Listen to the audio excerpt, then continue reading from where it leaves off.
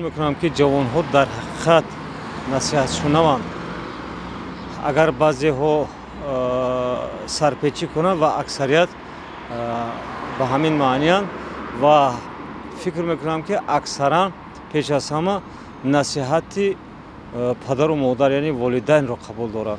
تا اندازه که اونا با عقل حقیقی من همچنین معلمه درس میتیم طلبه ها و گپ گوش میکنن، نصیحت گوش میکنن. خیلی همش نه، بعضی بچه هایی که نظم میخوانن، اولیاشون تعلیم ترتیب نظم گرفتگی، بچه هایی که تعلیم تربیت در خانه نگرفتگی و یا گوش نمیکنن یا گپ خودشون. جوانا حاضر همشون خودشون دانا گپ گوش نمیکنن.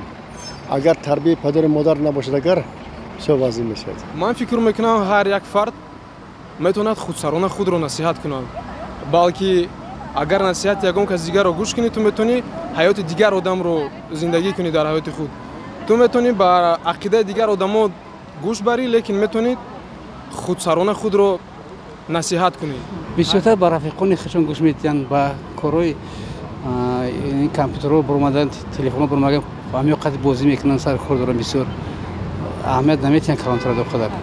نه هم وقت گوش میکنن، نمیدونم چی سبب. من خودم معلمم، بعضی میشد خودم نصیحت میکنم چون آموزگار میشود که بعضیش گوش میکنم بعضیش گوش نمیکنم، یکی سببش در چی نمیدونم. تو 60% گویم همشون نی قسمت تو 60% گوش میکنم. شما از استاد سیدی نصیبی کارتون از